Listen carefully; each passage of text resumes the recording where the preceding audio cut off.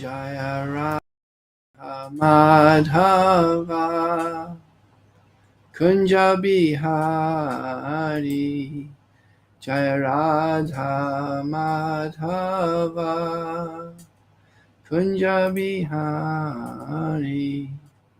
Gopi Jana Vallabha Girivardhari Gopi Jana Vallabha Girivardhari Yashodanandana Braja Jana Ranjana Yashodanandana Braja Jana Ranjana Yamuna Tira Vanachari Yamuna Tira Vanachari Jai Radha Madhava Kunja Bihari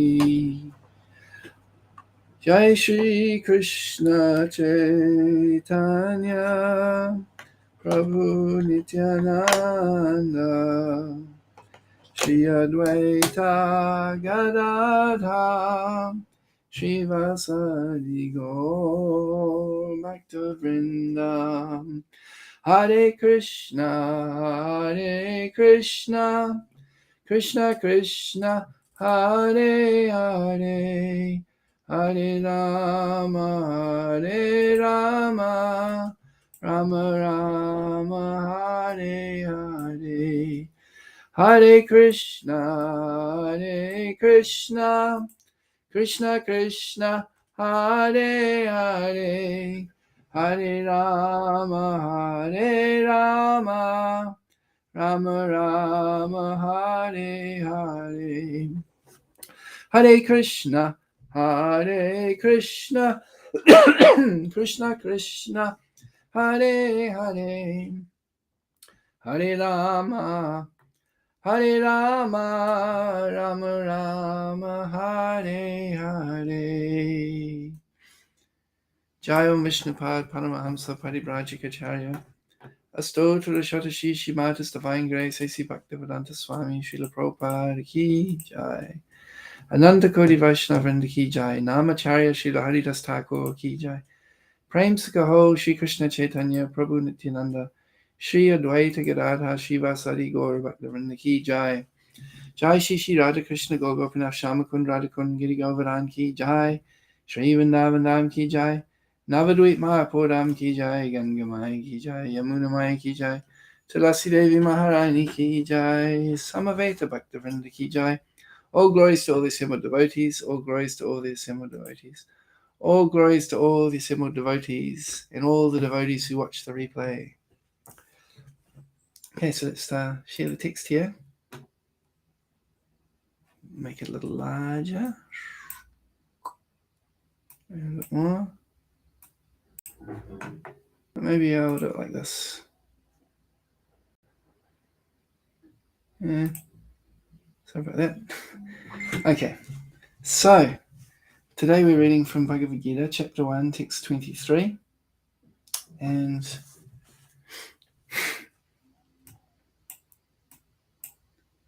it's continuing on the battle, the scene of the battle. So we'll try the Sanskrit here. It's a bit small for me. I wonder if I can make it easier for me to read. Okay.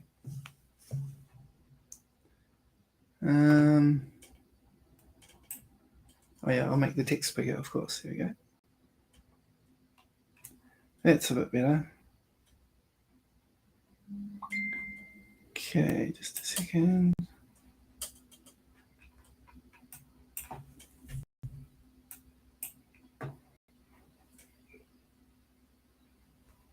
All right.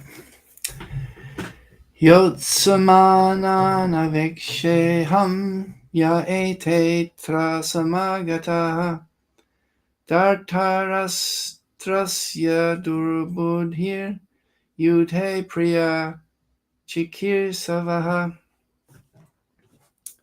Okay, and then word by word. Yotsamanan, those who will be fighting. Avikshe, let me see. Aham, I, yea, who, ete, those, atra, here, samagataha, assembled, Dhritarashtrasya, for the son of Dhritarashtra, Durbudehe, evil-minded, Yudhe, in the fight, Priya, well, Chikir Shavaha, wishing. Translation. Let me see those who have come here to fight, wishing to please the evil-minded son of Dhritarashtra. Purport. It was an open secret that Duryodhana wanted to usurp the kingdom of the Pandavas by evil plans, in collaboration with his father Dhritarashtra. Therefore, all persons who had joined the side of Dronacharya must have been birds of the same feather. Arjuna wanted to see them on the battlefield before the fight was begun, just to learn who they were, but he had no intention of proposing peace negotiations with them. It was also a fact that he wanted to see them to make an estimation of the strength which he had to face, although he was quite confident of victory because Krishna was sitting by his side. Okay.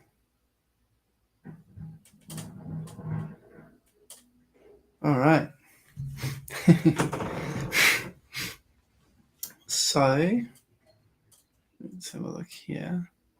I just want to go back to the overview, so see what we're dealing with here. So we know, of course, at the beginning that, well, first of all, let me offer my respects. I was distracted. Om Jnana Tamaranda Sagananjana Shalakaya Chakshu Militam Jena Tasmai Shri Gurave Namaha. Nama Om Vishnu Padaya Krishna Prishtaya Bhutale Shrimate Bhaktivedanta Swami Nityanamane Namaste Saraswati Devi Gauravani Prachayane Nivishesha Shunyavadi Paschatadeshatayane. Jai Shri Krishna Chaitanya Prabhu Nityananda Shri Advaita Gadadha Shivasadi Gaura Bhaktivinoda. Hare Krishna Krishna Krishna Hare Hare Hare Rama Rama Rama Hare Hare. Okay. So this chapter is called Observing the Armies on the Battlefield of Kurukshetra. And we know it starts with Dhritarashtra speaking with Sanjaya. Sanjaya had the mystical ability to see and hear what's happening in the distance without the need for any gross technology. Through subtle technology, he was able to hear and see. So he had television and telephone, but not with Taiwanese semiconductor chip inside it. It was all done through the subtle yoga type of energies. All right, so it's all starting, and Sanjay's describing the scene. Dhritarashtra wants to know, is my son going to win? That's his top priority. And then, first of all, Sanjaya describes. Well, actually, this explains that Duryodhana is speaking, and he's repeating Duryodhana's words. Now, Duryodhana is describing to Drona how the Pandavas are there, and then he's explaining how that his side has got really great fighters, and that everyone should get behind Bhishmadev as the leader of their force. And so he's basically describing this, and in this way, Dhritarashtra can get a little bit of confidence. My son's army is very strong. And then, of course, they blew their conch shells on the side of Duryodhana. And then the description began. Sanjaya is explaining how Arjuna and Krishna are on the other side, along with the other Pandavas. And they blew their conches, and it put fear, it shattered the hearts of the sons of Dhritarashtra. And I'm sure it also gave fear to Dhritarashtra himself as he was hearing this description, because this conch is a symbol of dharma and righteousness. So the righteous Pandavas would clearly have an advantage now, because they were associated with Lord Krishna, and these conches were a reminder of that. When the Kauravas blew their conches, the Pandavas weren't afraid. But when the Pandavas blew their conches, the Kauravas became terrified. Their hearts became shattered. So, let's continue on here.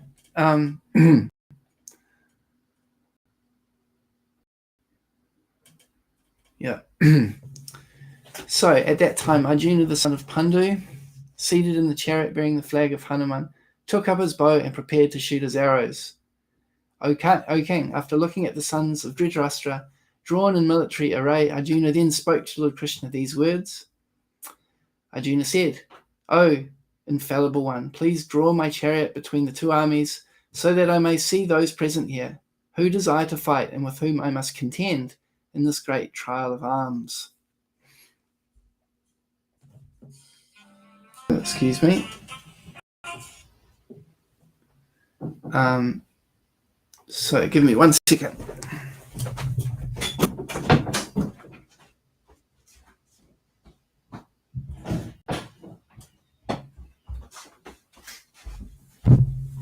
I'm back. Yes, so this is where we pick up this, pick up the thread that Arjuna wants to go and place himself between these two armies to see what's going on. So let's go over to text. So it continues on today. Let me see those who have come here to fight, wishing to please the evil-minded son of Dhritarashtra. So this is what we have here in the purport. Also, Prabhupada's explaining that Duryodhana was not hiding his plans. It was very clear what his intention was. And his father, Dhritarashtra, was supporting him. It said that Dhritarashtra was blind physically, but also spiritually. He was, because of his over-affection for his son, he was not able to distinguish Dharma properly. And therefore, he was supporting Duryodhana in his evil deeds. You know, we have seen what sort of things that Duryodhana tried to do. He tried to poison his rival Bhima, but by great fortune, of course, Krishna's arrangement, when they poisoned Bhima and threw him into the river, he was bitten by poisonous snakes.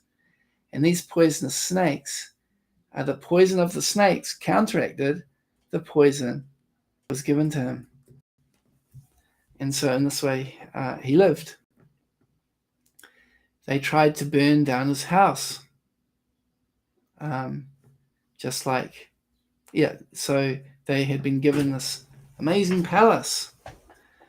But the reason that the Pandavas were given this palace is because it was made out of flammable materials, and the intention all along was to kill the Pandavas. But they were able to escape from that as well. Duryodhana and his associates, Dushashan, they tried to disrobe Draupadi in the assembly in front of all of the elders, which we've spoken about many times. Nobody did anything. And, so many things that Duryodhana did. They cheated the Pandavas out of their kingdom by gambling, but not just gambling. They cheated. They used loaded dice, basically. I'm just trying to see. There's a place here. Yes. So I'll just jump to text 36 here, which talks about the different kinds of aggressors. And here they are listed. A poison giver. Okay, we explained that one already. The one who sets fire to the house. We also talked about that. One who attacks with deadly weapons. That's certainly happening now. One who plunders riches. or that's what they basically did, at the gambling arena. They stole the wealth of the Pandavas unfairly. One who occupies another land. Again, the Pandavas were the rightful heirs, Yudhisthira particularly. But would the Duryodhana and his party allow the Pandavas to have any land at all? Not even the amount of land that would fit on the tip of a pin. This is what Duryodhana said, that he wouldn't give them even that amount of land, even though they were Kshatriyas and they were supposed to have land. They were righteous. They had done nothing wrong. But Duryodhana was so envious, not even a pin. And one who kidnaps a wife. Again, in the gambling match, they stole Draupadi and tried to disrobe her. So these are the 6 kinds of aggressors, in the Kauravas fit all categories. And therefore it was completely appropriate for the Pandavas to be fighting against them. So here, so it's saying it's an open secret that Duryodhana wanted to usurp the kingdom of the Pandavas by evil plans in collaboration with his father.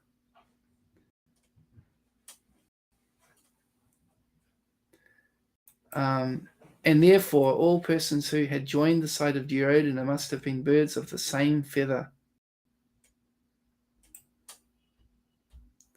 So Arjuna wanted to see, okay, who's who and what's what.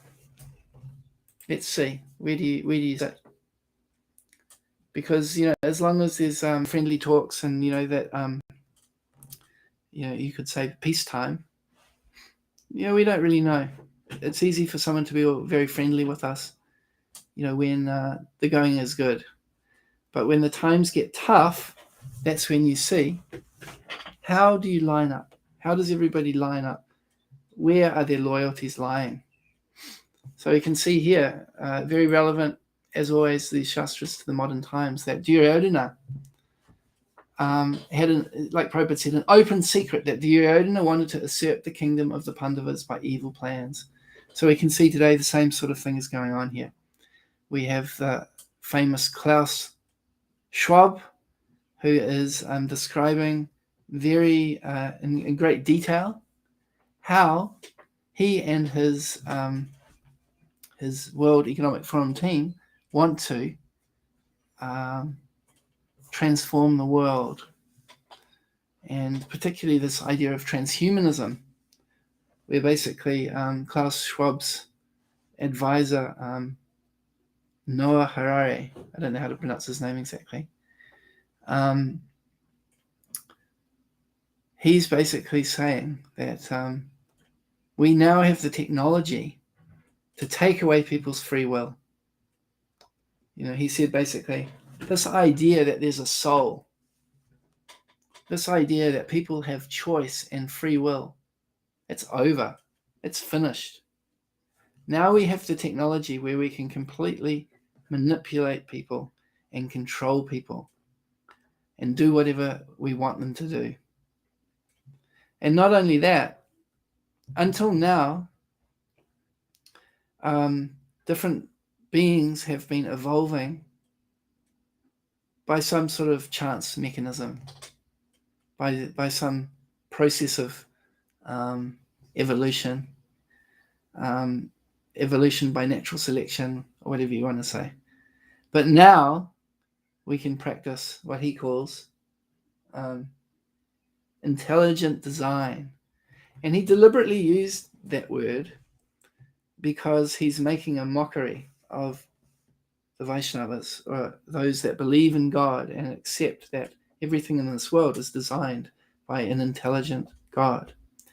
This is where the expression intelligent design originally comes from, and Prabhupada used this argument many times. He was saying, you just look around this world and you'll see that everything is operating in an expert way. There's no accidents anywhere. Everything is happening according to very precise laws of nature. The sun rises exactly at the predicted time every day, according to rules. We can predict down to the minute and the second when the sun will rise, when the moon will rise, when different events will happen. The seasons are going on.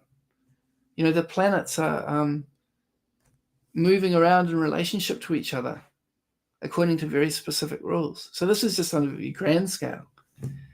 And then, within our bodies, these amazing bodies that we have, just see how they are able to take food and transform it into energy, and how there's a natural cycle of life, that everything goes on. So this is what we're talking about when we talk about intelligent design. I mean, you look at the flowers, how beautiful they are. When Prabhupada came to New Zealand, he spoke at the art gallery, and I'll just make my face a little bit bigger here. And he spoke about how Krishna is the supreme artist.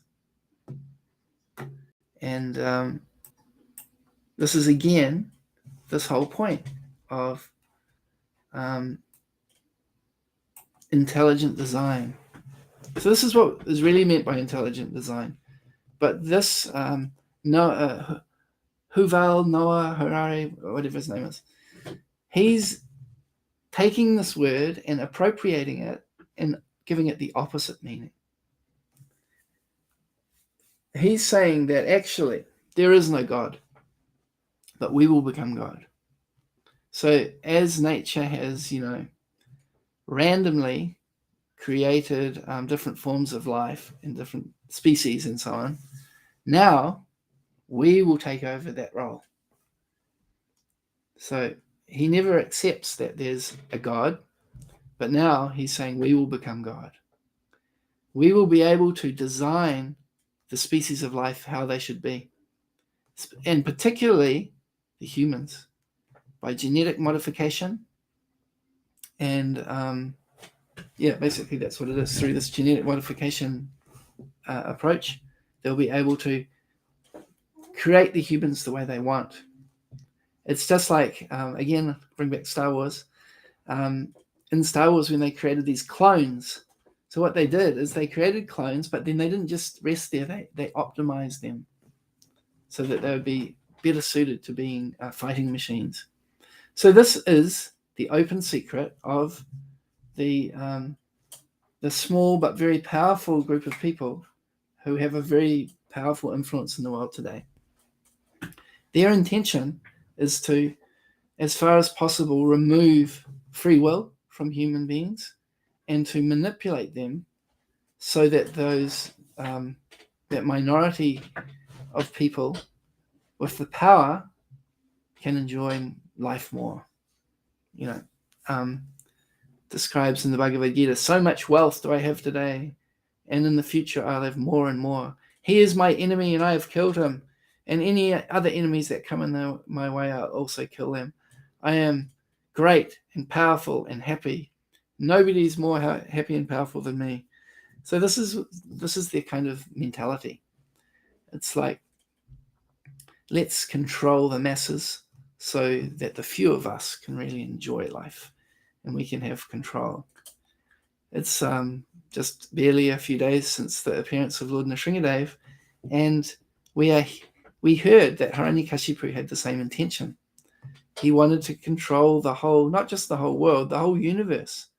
And do you know what? He did it. Like Klaus Schwab and Harari may want to, control the people of this planet, but that's nothing compared to what Hiranyakashipu was able to do. Hiranyakashipu was so powerful that he controlled the whole universe. What do we mean by universe? It means that all the demigods bowed down to him out of fear and did what he said. Even Narada Muni had to carry his shoes.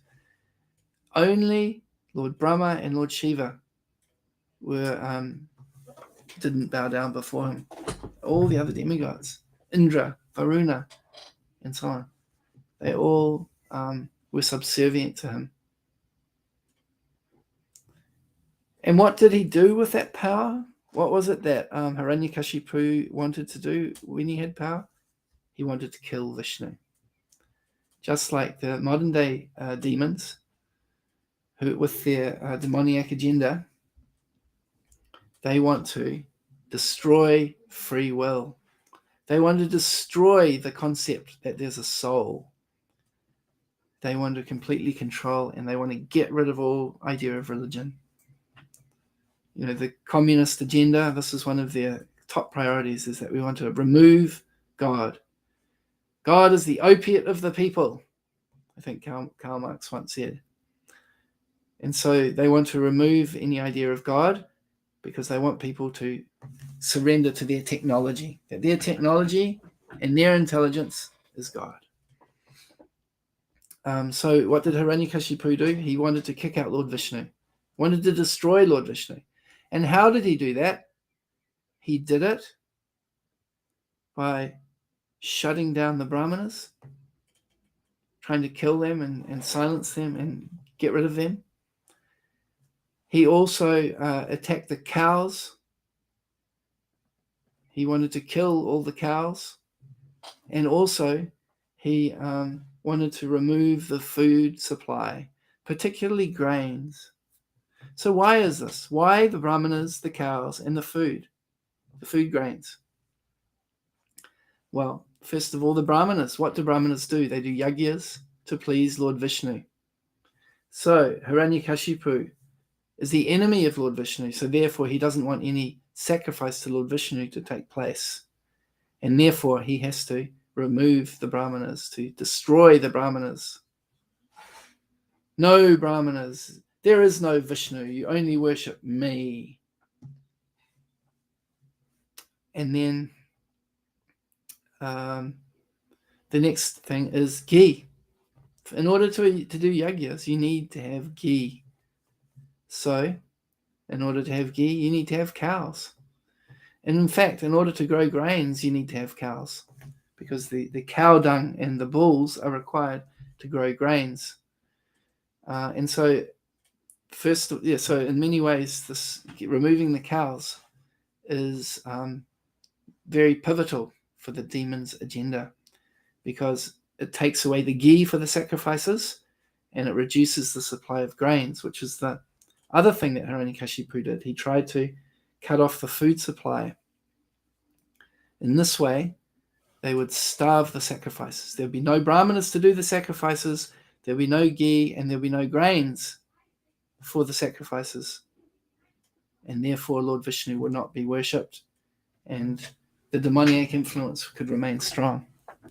So one thing we can understand from this is that if we want to resist this demoniac agenda, we need to do the opposite. We need to protect Brahminical culture. We need to protect cows, and we need to grow grains, and particularly through the natural method where cows are at the center. And in this way, we can use all these things together to worship Lord Vishnu and establish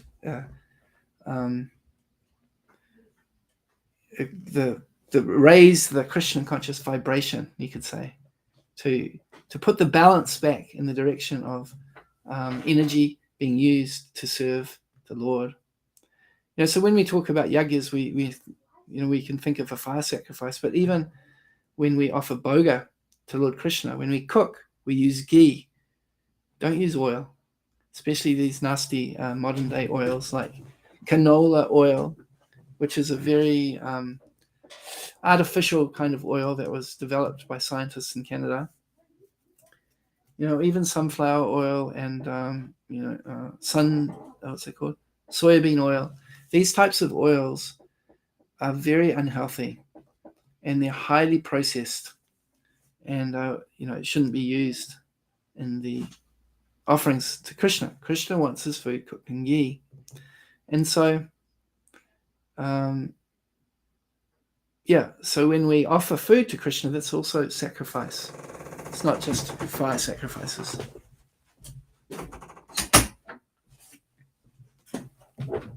So very important to protect the cows and the food supply. So we can see that nowadays the demons, they have these different ways of attacking the brahmanas, the cows, and the food. We can see as a result of these lockdowns, that were created in the name of COVID pandemic, it's caused great supply chain issues.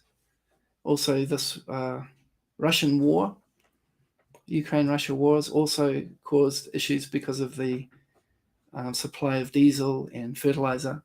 Because of these things being reduced, then now people are not getting food. And when people don't have food, they give up their religious principles. There's one saying that poverty is the destroyer of all good qualities. And there's also this concept of Maslow's hierarchy of needs, that when people's basic needs are not met, it's very hard for them to focus on higher topics like religious principles and Krishna consciousness. And so therefore, when the demonic governments artificially create shortages of food for people, it makes the people afraid. And when people are afraid, just like when they're afraid of a virus or a disease, then the people can easily be manipulated to do whatever the government wants. And we saw with the COVID scheme that out of this exaggerated fear of disease, the government was able to institute lockdowns, wearing masks, giving people poison, people, gladly taking poison to thinking that it will protect them when it's actually causing them harm. So this is how the demons control things. They make people feel afraid, and out of fear, they are able to make them do things which are not beneficial. And then of course from the vaccine also flowed on the digital ID, which is coming along. Even the New Zealand government, again, we're talking about open secrets here. We're not talking about some kind of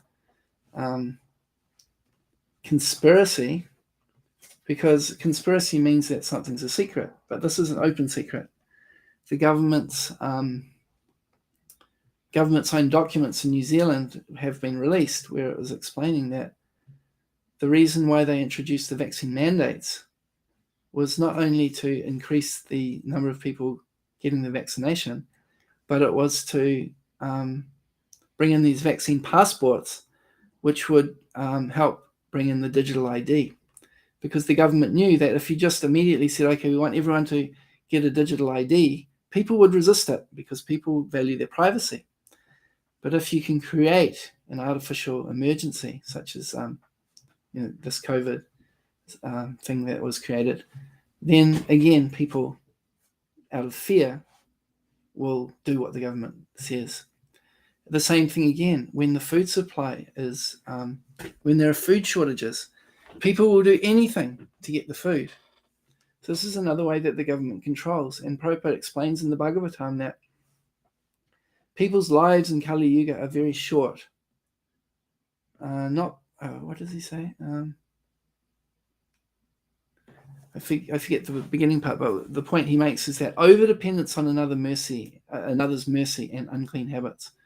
So particularly this dependence on another's mercy is not good. And this is another reason why Srila Prabhupada wanted us to grow our own food.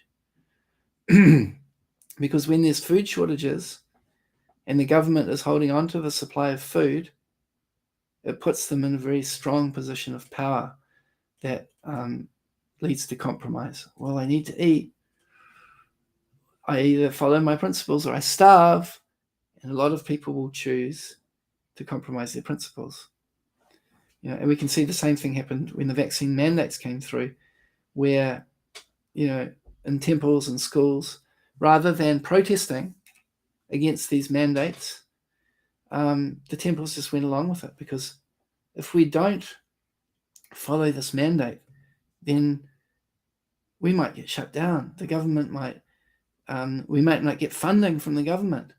The government might arrest us.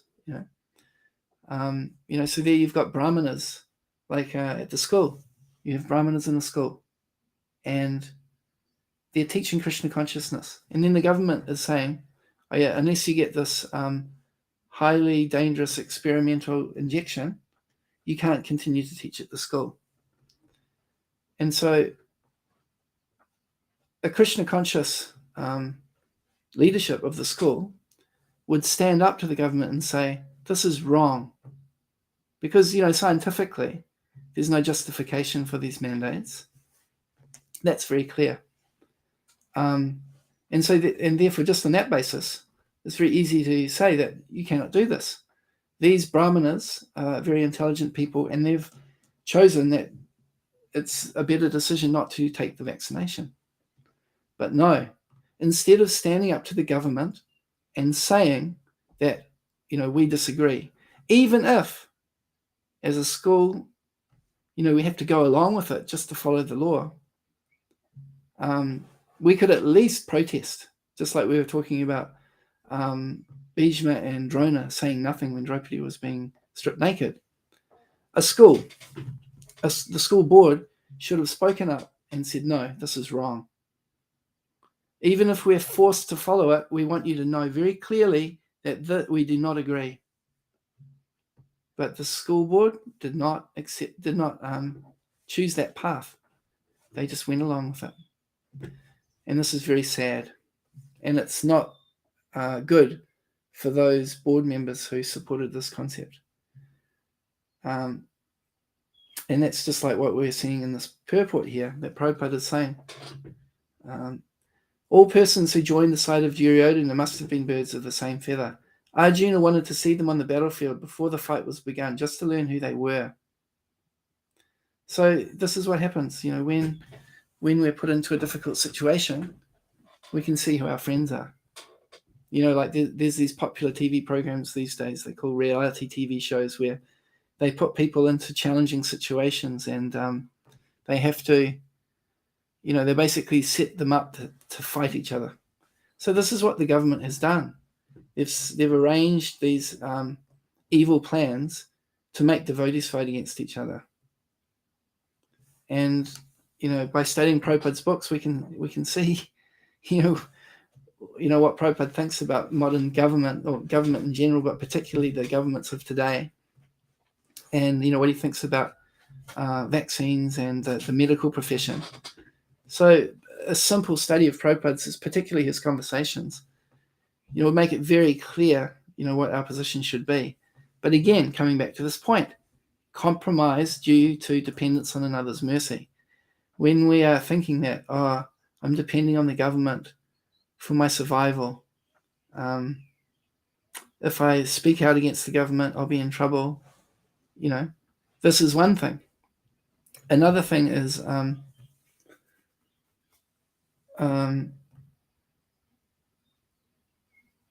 then the other thing is that devotees are actually just believing the government propaganda, which is even more scary. We really need to read Prabhupada's books and not get sucked in by the government's propaganda. We need to understand what Prabhupada's point of view on these things are, and go along with that. Yeah, I mean, even as a society, we can see in the Hare Krishna movement that we have a minister of health who's been there for so many years. He's written a book all about Prabhupada's teachings on health. He's studied Ayurveda and yoga for many, many years. He understands our tradition. He understands the real understanding of health from the Vedic point of view. And then when this COVID things were coming around, he was thrown out, and instead they put the people from the industry, spokespeople of the pharmaceutical industry, to run the devotee care committee. So this is a very bad sign for our movement, when the brahmanas are being silenced like this, and where the devotee organization is going along with the demoniac agenda that Prabhupada warned us about. at least if you have doubt, at least you can offer proper free speech by allowing someone like Prahladananda Swami or other devotees to share the viewpoint about why I should not get vaccinated. But instead, the only information coming from ISKCON is pro-vaccination. Now, the official stance of ISKCON is that we do not take a position about vaccination, but we can judge by the actions and by the communication that if anyone wants to present a point of view that's not in line with the mainstream agenda, they're silenced. And this again is coming back to Hiranyakashipu. Hiranyakashipu wanted to get rid of the Brahmanas. Now, if you can't kill the Brahmanas, at least you can silence them. You give them a bad name and take away their platform, and then their potency is, reduced. At least that's the intention. Yeah, so it's very interesting. This one little purport here in verse. That so I'll just read the rest of the purport. I don't think I read the whole thing. Arjuna wanted to see them on the battlefield before the fight was begun, just to learn who they were, but he had no intention of proposing peace negotiations with them. It was also a fact that he wanted to see them to make an estimate of the strength which he had to face, although he was quite confident of victory because Krishna was sitting by his side. Yeah, so this is an important point, which I think I'll sort of lead towards the end with.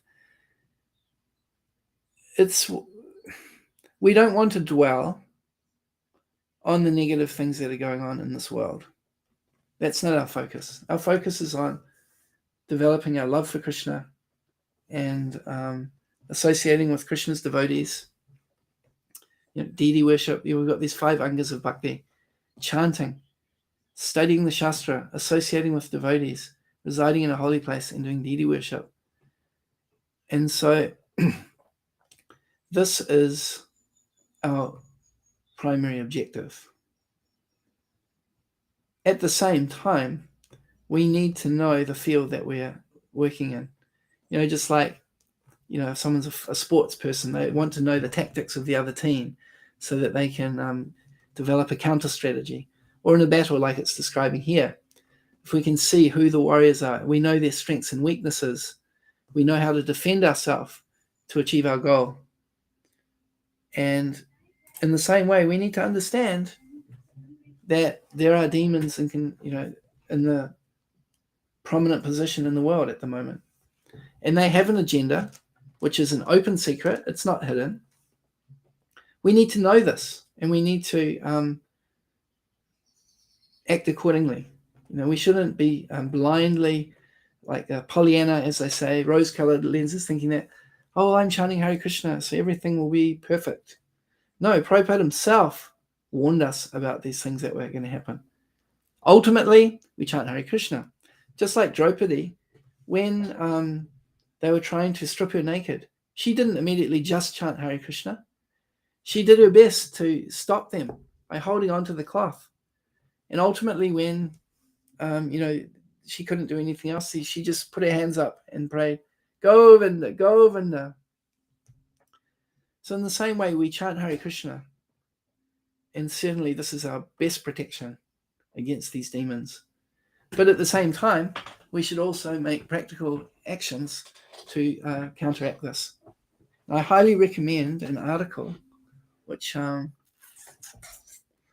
just see if I can get the link and I'll share it in the comments here, that was written by Sitapati Prabhu in 2006. So it's quite a while ago. That's like more than 15 years ago. But what he's talking about there is exactly the same as what's happening now. Nothing's really changed. In fact, the agenda that he speaks about has advanced further, and devotees need to take seriously, the message that's given there. So let me just open this up. I'm just going to grab the link for you. So in this this post that he put up, here we go. It's in Dandavats still. Hasn't been, what do you call it? Hasn't been censored out, thankfully. So I just post it in the comments here. So this is an article talking about the fact that from time immemorial, from the time of Hiranyakashipu, there's been a battle between demons and demigods. And it's still going on. And we shouldn't live in a dream world to think that, actually, everybody's good and everybody's doing the best that they can. Nowadays everybody wants to make out like Putin is the great demon and everybody else is good. But it's not quite like that. He may be a demon, won't argue that point, but there's plenty more like him, Bill Gates and so on. They come across as trying to help the world, but actually their agenda is something quite different. So understanding these things is important, because if we want to practice Krishna consciousness and spread Krishna consciousness most effectively, it really helps to know where we are and what we're dealing with. Chanting Hare Krishna is the ultimate, and all of the practices of bhakti is the main point. But it's also helpful to know the situation that we're in. And Prabhupada spoke about these things, and he wanted us to start self-sufficient farms because he knew things are going to get bad. He said the motor car civilization will be over. And we're seeing it. We're having these diesel shortages at the moment, and people are getting, a taste, a sense that things could be troublesome. He also said that your money, your paper money, will be worth nothing more than like toilet paper. Although, of course, we know toilet paper became quite valuable at the beginning of the first lockdowns. But anyway, the point that, this paper money and this fiat currency that we have is just an artificial game. And we saw recently that some cryptocurrency collapsed, and people were saying, it's just a Ponzi scheme, no wonder it collapsed, it's not real. And there's truth to that. But the money that we're using today, US dollar, New Zealand dollar, it's also false.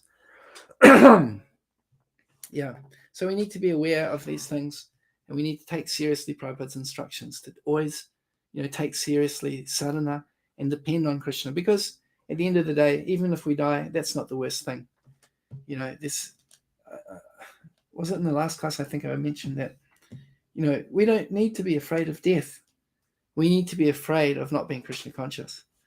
And at the same time, we try to make the arrangements that best support our Krishna consciousness and that will best help others in this world to be Krishna conscious.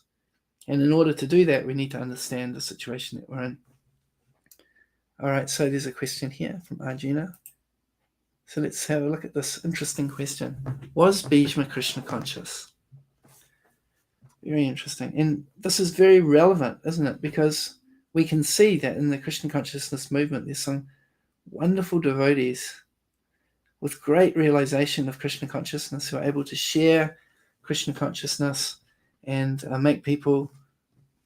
inspire people to take up Krishna consciousness. At the same time, we may find that they are supporting the demonic agenda. They might be encouraging people to be vaccinated, for example. Whether directly or indirectly. And therefore we might think, how is it possible that there's this demonic agenda and yet there's great devotees that just either don't get it or they've, been compromised or something. So in the case of Bhishma, it was a similar situation. Bhishma Dev left his body looking directly at Krishna in the eye or at his feet. Krishna was right in front of him as he left his body. And his consciousness was fully in devotion to Lord Krishna. And, his destination was the ultimate destination. And yet, he was fighting on the side of Duryodhana. I mean, just slightly different topic, but we can also see that Balaram had some favoritism towards Duryodhana as well, which is quite weird. Supreme Personality of Godhead. So what can we understand from this? Well, at the end of his life, Bhishma was certainly Krishna conscious. We know that. And as a great devotee of the Lord, or rather we can say, Lord Krishna arranges things in different ways for his purposes. So someone like Bhishmadev, Krishna had arranged for him to be on the side of Duryodhana to facilitate the pastimes.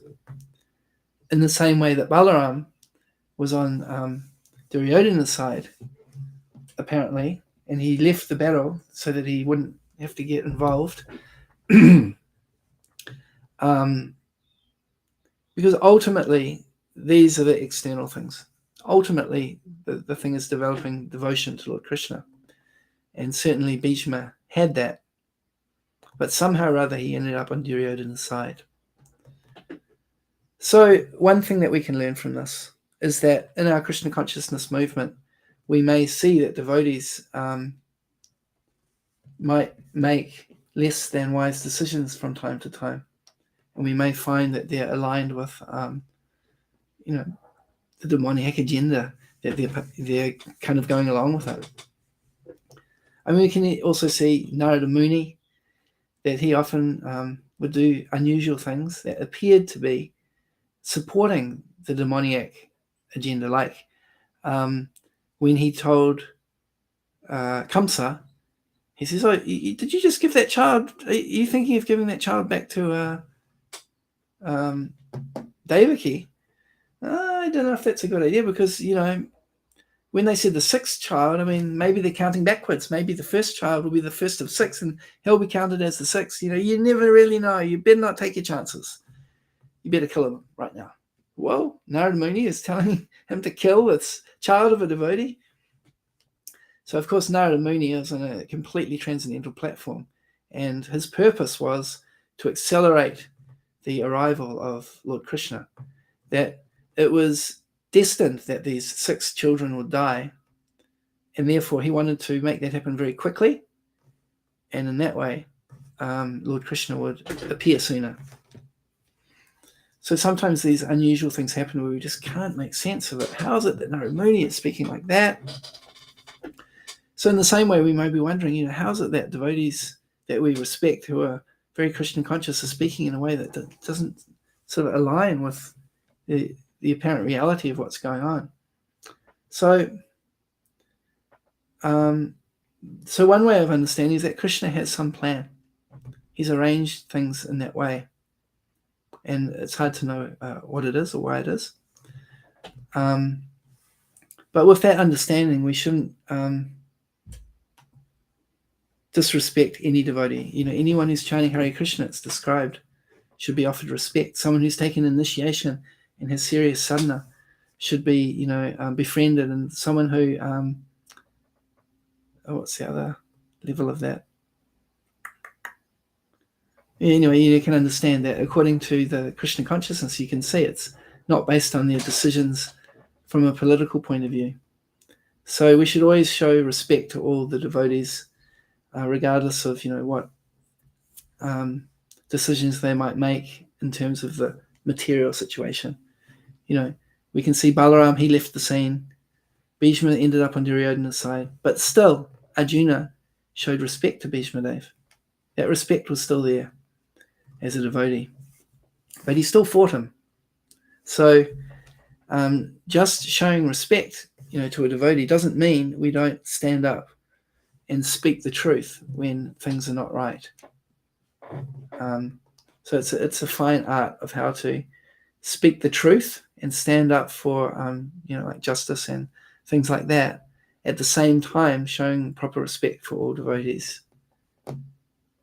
Because part of the plan of Kali Yuga, and particularly it's being engineered by the demoniac rulers of today, is to create division. And therefore these different controversial subjects come up: to vaccinate or not to vaccinate. Should abortion be allowed or not be allowed? Even within the Krishna consciousness movement, devotees are debating that point, which I find quite interesting. That, abortion's not good, but we shouldn't make it illegal because, and there'll be different arguments and so on. So if you just join into Facebook, it's a good opportunity to find lots of reasons to argue. But at the end of the day, we can stand up for our principles and still show respect for devotees and be united in chanting Hare Krishna and so on. Just like recently when we went to the temple, it's the first time we got together because, again, the government's trying to divide everybody by lockdowns, not letting devotees get together to chant and worship God, whether it's in a temple or a mosque or whatever, or a church. But when we did get together for a recent festival, I felt the unity coming from chanting Hare Krishna together. Whatever differences we might have in our understanding of this COVID thing, or about vaccination or whatever, by chanting together, all of those things became secondary and not important. The most important thing is that, yes, we are united in chanting Hare Krishna. So one lesson that we can learn from Bhishma, and I think this will come back to the point I made earlier, is that how is it that Bhishma didn't stand up when Draupadi was being stripped naked? And this is actually asked to Bhishma Dev by Draupadi, I believe. Oh, you're speaking all these wise words, how to practice Varnashram Dharma, how to be the ideal king. Bhishma was instructing Yudhisthira, and Yudhisthira was accepting those instructions. So we see here, again, although Bhishma had chosen the other side, Yudhisthira still showed him respect, and he still took the wisdom that was available from him. And Draupadi said, this is all very nice. You're speaking all of these, these nice words, all this kind of dharma and everything. But where was your dharma when I was being disrobed? And Bhishma Dev answered. He said, at that time, I was eating the salt of Duryodhana. So apparently there's some particular potency of salt. So if you go to someone's house and you know that they're very sinful or whatever, then you shouldn't allow them to cook for you. But if they want to offer you some milk or some uncut fruit, then the influence won't be there. But if you eat their food, particularly with salt, your consciousness can be affected. So Bhishma Dev said, at the time you were disrobed, I was being maintained by Duryodhana and eating his food. And by doing that, my mind became contaminated. Very interesting point. But now, on this battlefield, my whole body has been drained of all the blood. And whatever salt I had eaten of Duryodhana has left my body. And now my consciousness has become clear again. And we might find this also, as time goes by, that devotees may change their point of view. They may get some realization about what's going on in the world. Different people will wake up at different times. But in the case of Bhishma Dev, he was always a devotee of the Lord, but for some reason, he came under the influence of Duryodhana.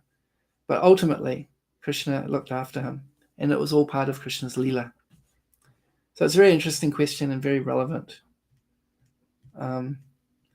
Depending on another's mercy is very dangerous because it leads to compromise. And that's what happened in the case of Bhishma Dev. There was some other thought that came in and out of my mind. I can't remember what it was. So in conclusion, this verse is talking about how Duryodhana had open plans. There's an open secret that he had evil plans.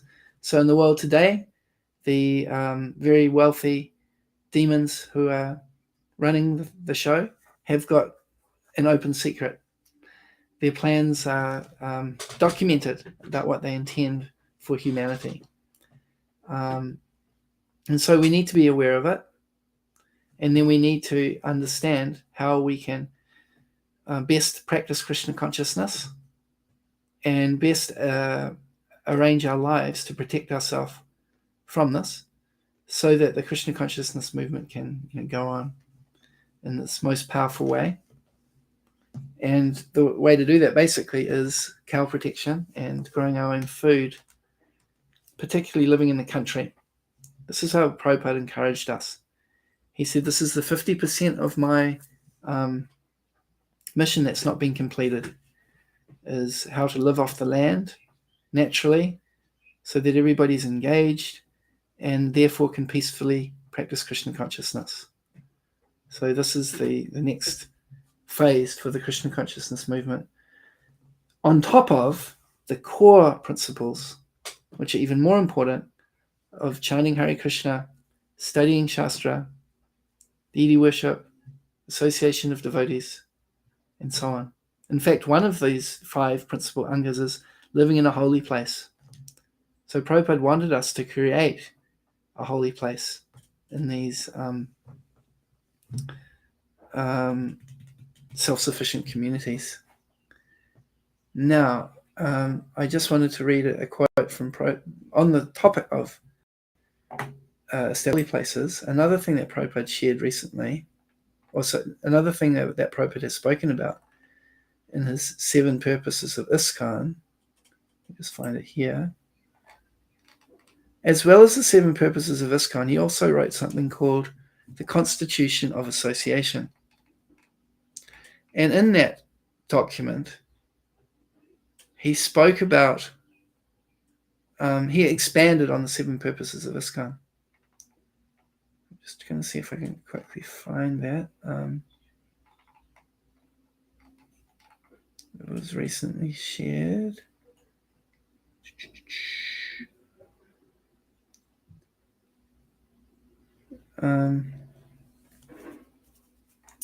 Anyway, I'll just click on it here and I'll find it for you. So, yes. So in G, I'll just see what it says here. That Prabhupada's confirming the state of affairs that we have in the world today. Of course, this was written in 1965. It's still very relevant. So here is exactly what it says. So I'll try to share this, but it might not fit on the screen. So it's just, this is the beginning anyway. To attempt to save men individually from the chain of victimization, the ongoing trend in modern civilization operates by, in the name of ideologies of false sentiment, so that man can again be a free soul to act and live freely with spiritual vision. This is possible by individual spiritual initiation, diksha, when a man can see everything in Godhead and Godhead in everything. So Prabhupada's confirming that there's a lot of victimization going on in modern civilization, and that there's a lot of very harmful ideologies that are being spread, and it's taking away man's freedom. And so Prabhupada's saying that he wants people to be free, which is, if you read what it says here, it's the opposite of the agenda of Klaus Schwab and his demoniac associates. And so Prabhupada's very clear here that part of his mission is to save people from this demoniac influence. And of course, the rest of his documents is explaining. I'll share the link to that whole thing, because you'll find it, I'm sure you'll find it very interesting. I really like the 7 purposes of ISKCON, and this document expands upon it. If I can just find it. Okay, I'll just copy the whole text, and then it'll be easy. And what I'll also do, is I'll also share the prospectus that Prabhupada made when he started the League of Devotees, and you'll see that his mission has not changed. He might use slightly different words, and I find it really interesting to see Prabhupada using different words, but the message is still very consistent. So let me just grab that. Here it is here. So I hope you find those things interesting to read, because I found them really interesting. And it's very important as followers of Prabhupada to know what his mission was and to remind ourselves regularly so that we can be true, faithful followers of Prabhupada. All right. So just in conclusion, I'd like to say, please remember that as devotees, we are all united in chanting Hare Krishna. And we should study Prabhupada's instructions so that we're very clear about what the core business is. Chanting Hare Krishna and studying the scriptures and helping other people to also become Krishna conscious in the same way. We should understand the challenges that we're facing in this world, as Arjuna did when he went between the different armies to assess the situation. And then from that understanding, do the best that we can so that we can spread Krishna consciousness even in challenging times. So I'll just quickly respond to this question here. So in this comment that I just read, it mentioned Diksha, and a question from Bhagavad-gita is, what happens if your Diksha Guru falls down? Shelter is lost, that's what happens. It's true. If you've got a close connection with the spiritual master who falls away, then that's not a desirable situation. And so in that situation, we need to find shelter. We can certainly find shelter in Prabhupada's books, and there's always some other devotees who can give you shelter, whether they're your peers or someone senior, and taking shelter of Prabhupada's books. So it's not a desirable situation, certainly, when the spiritual master falls. But we should try to find shelter in someone who we trust, and certainly we can trust Prabhupada. And there are also other devotees who I'm sure you can get support from. But it's I always feel very sorry for devotees who've had that experience. It's very unfortunate. All right, well, I'll end here. Thanks for your participation, and I appreciate the comments. I didn't sort of mention all the comments, but the questions and everything. So thank you for those comments. It does help me to know there's someone listening, and I appreciate what you have to say. So Howard Lucas, do you have an initiated name? I'm trying to connect with that one there. Anyway, I appreciate your commenting and being present here. So I'll just have a quick look there. No initiated. Oh, that's fine. But thank you very much for participating and appreciating some of the points. Srila Prabhupada ki jai. Bhagavad-gita as it is ki jai.